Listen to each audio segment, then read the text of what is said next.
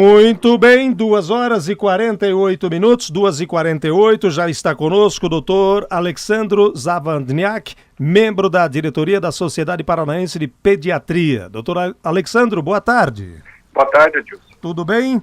Tudo ótimo. Estava lendo agora há pouco, inclusive foi tema de um comentário feito pelo nosso companheiro Remitso, e nós estávamos debatendo aqui, conversando sobre uma pesquisa divulgada hoje pelo IBGE, pesquisa que aponta o uso de droga nas escolas, aponta o sexo feito já pela garotada, aponta a preocupação dos pais com a violência, aponta estupro, aponta tudo, álcool e drogas principalmente, né?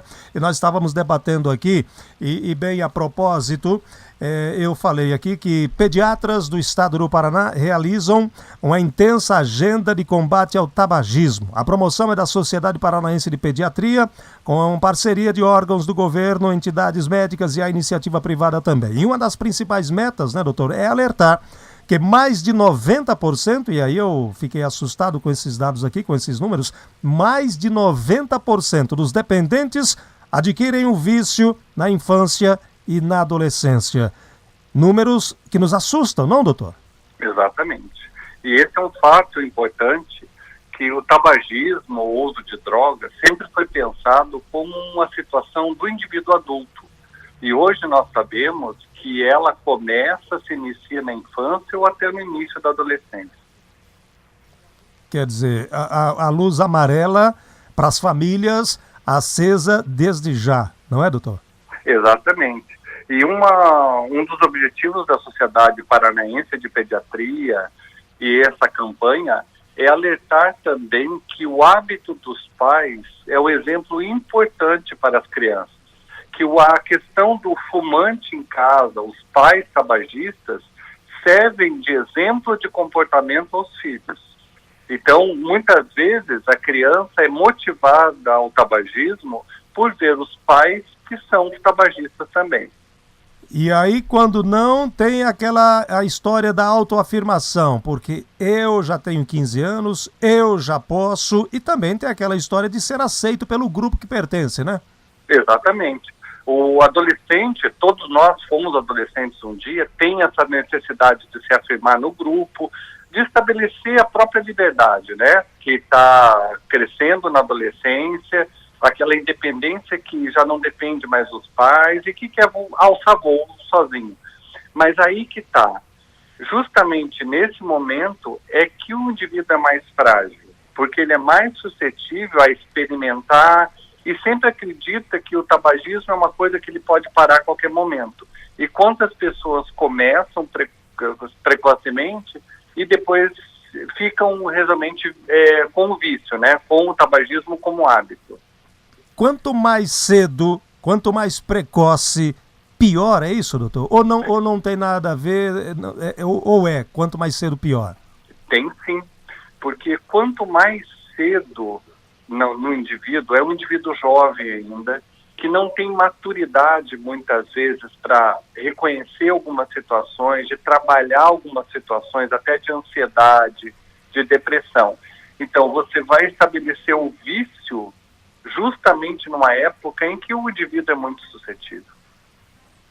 E aí tem as consequências, essas consequências, elas chegam logo, as consequências que eu falo, os males do tabagismo, eles demoram a chegar, ou vai ter uma juventude prejudicada muito em função do tabagismo, ou vai sentir os efeitos aos 40, 50, doutor?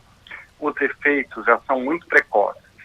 E a gente sabe que a exposição à fumaça do cigarro, inclusive quando criança, através dos pais, pode determinar alterações, por exemplo, nos pulmões das crianças. Isso o senhor está falando do fumante passivo, a criança que fuma passivamente, né? Exatamente. Mas mesmo o fumante ativo, precoce, eu sempre digo que o cigarro é um inimigo silencioso, porque ele só vai lhe mostrar o que ele está fazendo dentro de você muitos anos depois. Mas essas lesões já ocorrem precocemente. Doutor, quais são as consequências da nicotina no nosso corpo, no corpo humano, e em especial no corpo já de uma criança ou de um adolescente? Por exemplo, quais são as alterações para este indivíduo que está em formação? Bom, a principal consequência da nicotina é justamente a dependência. Ou seja, o cérebro cria a necessidade de continuamente você colocar essa substância no organismo para que haja satisfação, que haja sensação de prazer. Justamente é essa a questão da dependência. Então, o indivíduo adquire essa dependência, essa necessidade de sempre incentivar o consumo, e lembrando que daí, um indivíduo jovem que depende de uma substância química vai ter alterações de temperamento, de humor, mediados por essa dependência, né? Então, o indivíduo tabagista, ele tem mais incidência de alterações de ansiedade, de depressão, do que adolescentes normais. Quer dizer, não vai ter uma vida como deveria ter uma vida normal. Ao contrário, é anormal. Exatamente, quer dizer, mas o adolescente, pela sensação de prazer que a nicotina dá, aquela satisfação de satisfação mesmo, acredita que aquela substância não lhe faz mal. Pelo contrário, muitas vezes não sabe que essa substância vai lhe trazer depois alterações, tristeza, ansiedade e a dependência e todos os males, porque daí, além da nicotina, o cigarro traz milhares de substâncias que são nocivas aos vasos sanguíneos, aos pulmões, ao coração, desculpa, nós temos um só, e então, a todo o sistema, a todo o nosso organismo. Quando o senhor fala vasos sanguíneos, aí eu lembro da pressão arterial. Quer dizer, pode desenvolver a hipertensão, então? A hipertensão arterial, a aterosclerose, que é aquele acúmulo de substâncias dentro do vaso que pode predispor ao infarto. Para você ter uma ideia, assim, o tabagismo, o fumo, é um dos fatores de risco que nós podemos intervir e está associado a diversas doenças cardiovasculares, pulmonares, a vários tipos de câncer. Então, é algo que nós podemos efetivamente mudar. Evitar o consumo do cigarro significa qualidade de vida e evitar uma série de doenças. O senhor fala em intervir, eu já estou começando aqui a fazer contas, quer dizer, uma série de doenças provocadas pelo uso do tabaco, pelo vício do fumar, e que lá na frente vai sobrecarregar o nosso já falido sistema público de saúde. É essa a conta que tem que ser feita, né, doutor? Essa conta tem que ser feita. Eu sempre digo que a conta, para um gestor público de saúde, o tabagismo talvez resolvesse milhares de problemas no nosso sistema público. E no ponto de vista individual, eu digo que a vida é o nosso maior patrimônio.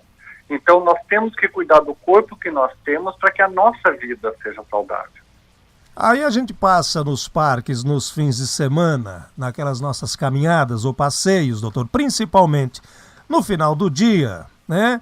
Para jogar fora o churrasco do almoço, a macarronada. Aí a gente observa, eu estou falando em quase todos, se não todos os parques públicos da capital, e graças a Deus temos bastante. Aí a gente passa e a gente observa a meninada com aquele negócio lá que eu nem sei falar, não sei se é narguilé ou é narguile. Me fale sobre aquilo lá que eles ficam fumando, doutor, por gentileza. Faz mal tanto quanto o cigarro ou não faz mal aquilo ali?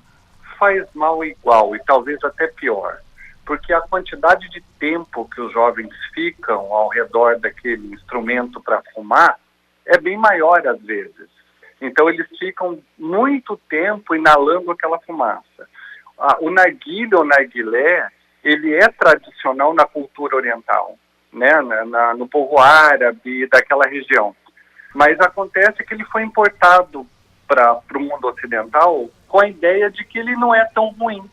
Na verdade, ele é uma forma de fumar. Você tem o fumo, só que muitas vezes ele está saborizado. Então você põe sabor baunilha, canela, menta, o que for, dando uma maquiagem como se fosse algo inofensivo e prazeroso. Então muitas vezes o jovem acha que aquilo é inofensivo e muitas vezes cai no engodo, que na verdade ele está fumando uma série de cigarros em sequência. Quer dizer, ali é um cigarro diferente, mas é um cigarro. Sim, é um modo diferente de fumar, mas continua trazendo tudo que o fumo traz de ruim. Certo. Eu queria que o senhor voltasse aqui a falar, por gentileza, no fumante passivo, porque temos ainda pessoas que fumam, mas não se tocam, que quem está do lado não fuma e não pode, inclusive, suportar a fumaça, porque tem gente que tem asma, tem gente que tem bronquite, tem gente que tem problema respiratório, seja qual for, e é obrigado, né, entre aspas, a estar inalando aquela fumaça do cigarro. O fumante passivo sofre tanto quanto o ativo, doutor? Sofre. Por exemplo, no inverno, agora em Curitiba, nós temos as casas muito fechadas por conta do frio. Isso significa que diminui a circulação de ar e a concentração desse fumo no ar continua. E lembrando também que alguns pais acreditam que fumando fora de casa e depois retornando para casa não há nenhum problema. Bom, se alguém deixou já uma roupa de um fumante dentro de um quarto, sente o cheiro do cigarro, porque ficam várias substâncias voláteis, ou seja, que chegam até o ar, em alta temperatura, mesmo nas roupas dos fumantes. Fica impregnado aquilo ali, né, doutor? Fica impregnado. E aquilo vai para o ar também. Claro, é diferente do que um indivíduo fumando ao seu lado. Mas o fumante passivo, ele principalmente é um sofredor porque ele não optou em fumar. E nós, da Sociedade Paranaense de Pediatria, queremos chamar a atenção dos pais que o tabagismo passivo de um bebê vai determinar, muitas vezes, como esse bebê vai ter a doença respiratória no futuro. Quer dizer, é o começo de tudo, né? Quer dizer, o pai fuma, a mãe fuma na frente do bebê pensando que não está fazendo mal para a criança. Ao contrário, muito mal, doutor. Exatamente. Então, os pais que querem a saúde dos seus filhos também têm que lembrar que muitas vezes tem que cuidar da própria saúde. Porque além do fato de expor as crianças ao cigarro, também depois vão servir de exemplo aos seus filhos. Então, os pais que optam em parar de fumar, procuram um tratamento para parar de fumar, já estão também prevenindo o tabagismo dos seus filhos. Tá certo. Doutor, vamos falar então desse evento, né? É uma programação toda especial. Amanhã, sábado, é isso, doutor, da sociedade de vocês aí, da Sociedade Paranaense de Pediatria. Onde vai ser e começa que horas, doutor? Vai ser na Sociedade Paranaense de Pediatria. As pessoas podem fazer inscrição no www.spp de Sociedade Paranaense de Pediatria.org.br ou procurar o telefone 3223-2570. 32, deixa eu anotar aqui, 3223-2570. 70. Vai ser na Sociedade Paranaense de Pediatria. Nós convidamos adolescentes, seus pais, educadores, profissionais de saúde, todos aqueles que têm interesse em ter informações sobre o tabaco.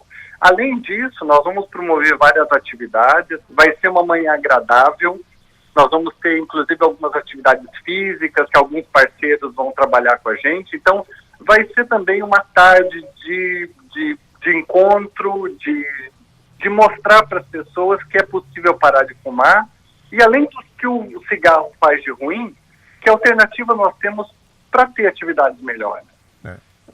Então o convite fica para quem fuma e quem quer saber mais como deixar, os efeitos do cigarro no organismo, da nicotina. Tem palestra também, doutor? Tem palestra. Nós vamos ter alguns estandes mostrando e tendo a oportunidade das pessoas conversarem com várias especialidades médicas, todos os colegas da Sociedade Paranaense de Pediatria que estarão à disposição para conversar, tirar dúvidas e poder lançar à sociedade realmente um movimento de dias sem tabaco, de pessoas fumando menos e tendo vida mais saudável.